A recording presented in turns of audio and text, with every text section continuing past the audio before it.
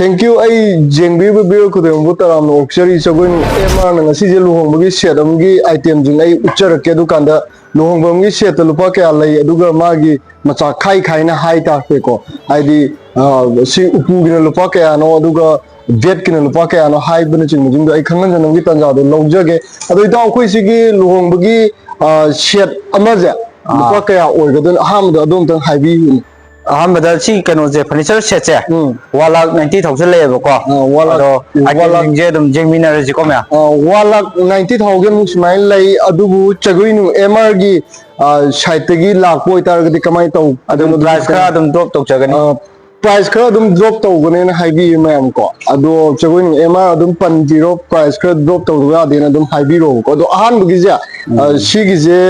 कमाइन हाइगदो सिगी जे high तारे ना कोई की सीजे कई ममिंग कौगे उपुजी की ममिंग अदुगा कम माइन तो मा कदन खंगजे के सी उपुजे कोले की उपु दोइने अदुगा फोरफेस सोबोक्स ने मखा जे ग्लास आपे सी दोस मा हापे थोंगनी नाय दो ओइबा अदुगा सीजना दम मोय कुमबखे गुमदम थमजारे कोले की उपु दोइने उ मखन बुदी ले हावने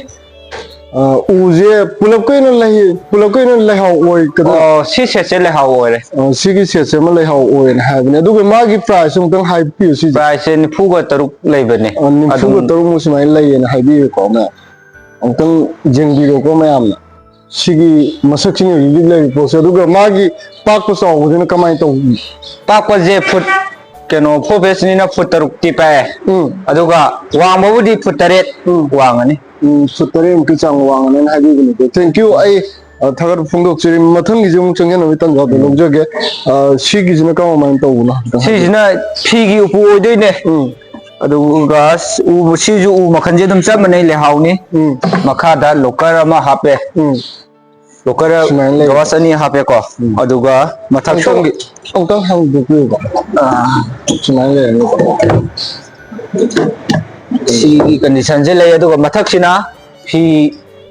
यानबै सौतो ओइगदबा अदुगा सोमना कन्ना फी रे के सौतो ओइबा okay अदुदी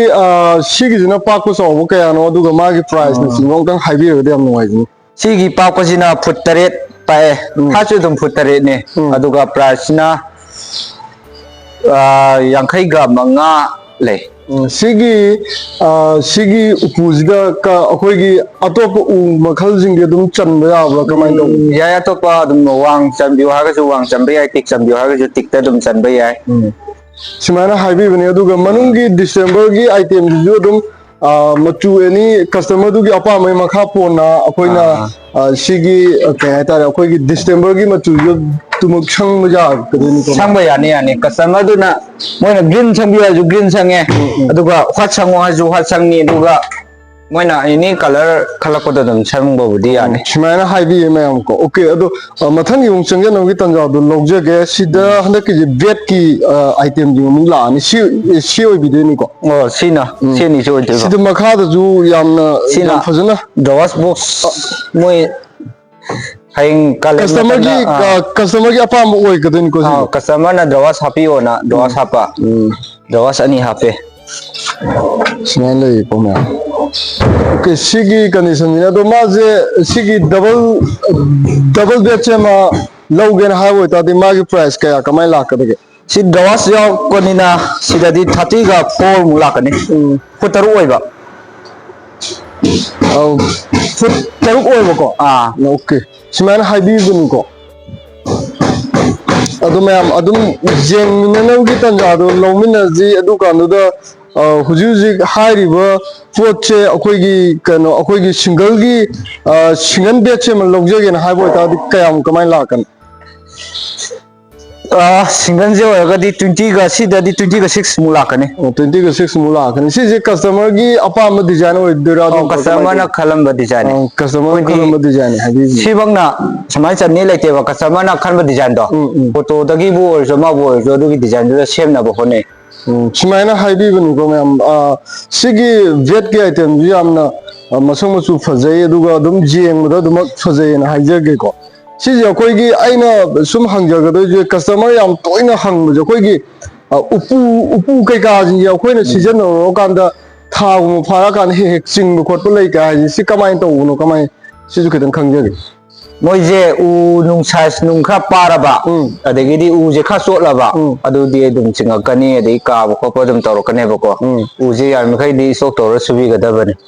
haidi singdana ba u akang mana tawduna khwaidagi phayena haiba wafam nuni mana thambi je do mathang gi je kari kari lairi sigi makha ta dressing table lairi fia lairi dining lairi fia nong tang jeng je ko fia je som de lai som de lapiro sigi fia jina kamai lai no price si fia je rek ani ore mathakta ma yaure makhada ma yaure rik matam gi anau bane matam sidana akhoi gi shoes nung ka tham ko lo ja yare di phi tu pa tham ga jar moi customer na moi na tham ba di moi gi pam ba mong tham ma jar okay sisu dum ngasai gi lehaw lehaw sisu dai lehaw de koi u nung mix to ba ko pa yaute okay jamna koi wang shu tar ka su wang ak ta chal le ba ko dei moi na uning thau subi wa ju uning thau ma ta chal ka ni lehaw customer du gi apa man ha customer du gi apa ma gi makha pona challe na ha bani aduga design du dumak google dagi kai dagi dumak jeng bir ga any design ama sida utpi ra ga hai tare dum sida dum chan bi on hai ka no dumak chan ga ne na hai aduga mathang gi je si mu oi bi ga da dressing table si jo dressing table din price ka kamai lai dressing table je tara ga nipal lai bane ado adum kha price adum kha drop tok jagani me tara ga nipal lai ado saigoi nung MR je lakko tar ga di saigoi nung MR gi chai ta gi lakko ne hai bo tar di sungyo shu dana price drop kha to bi ga ne na dina furniture house ne jo high bi ko me aduna high bi ro khitang drop to bi do ya de khote no ko me toina jengbi ba bio ko dum bu jo aina adugi matik thagat po phongdok chari ko ado si je ka ni sisu dum kano oi ga dorang sai u makhal do dum oi makhal je lehaw ore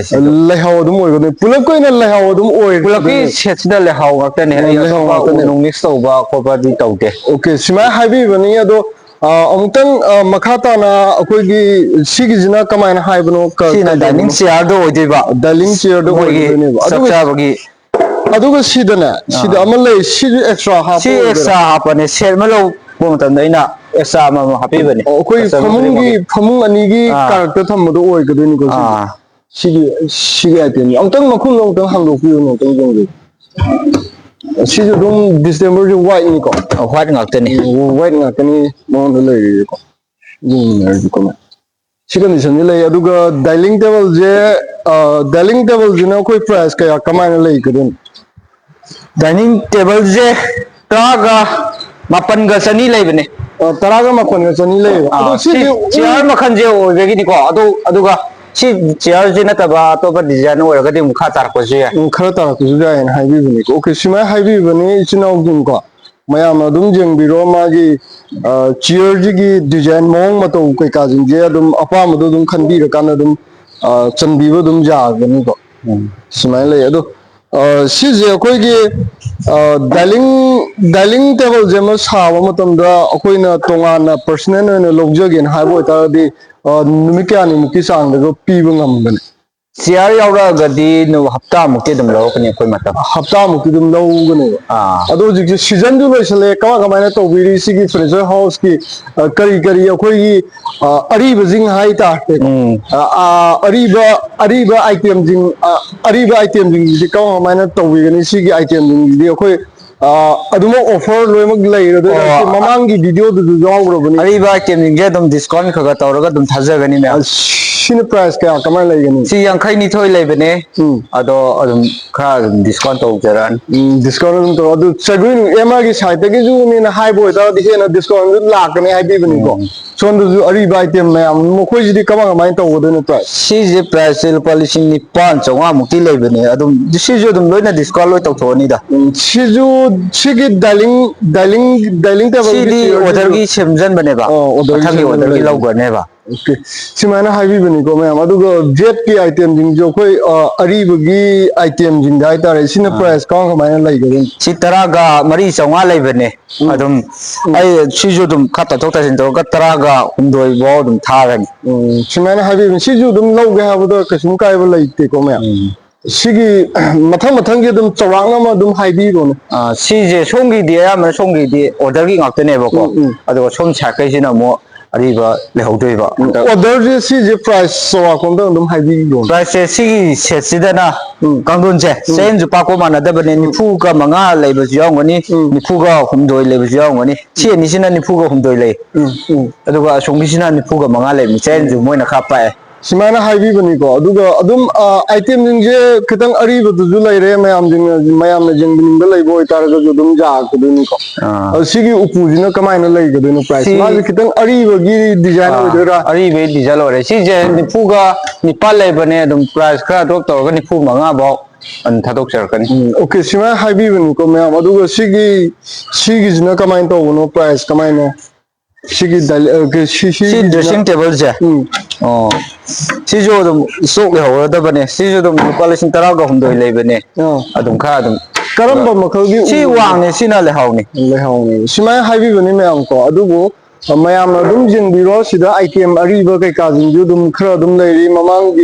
ममांगी video दु upload पुदि तौजगिबनी ममांग सही गी हाइतारे तो सिदा item जिंग कई जिंग लोइमके price न सिंग लोइम high रबनी मयाम को कांगदोन जिंग जोया मना mattress नुखा हपचन गदबसु यावने हपचन ngамदबा इ ऑर्डर की शुरिंगैदा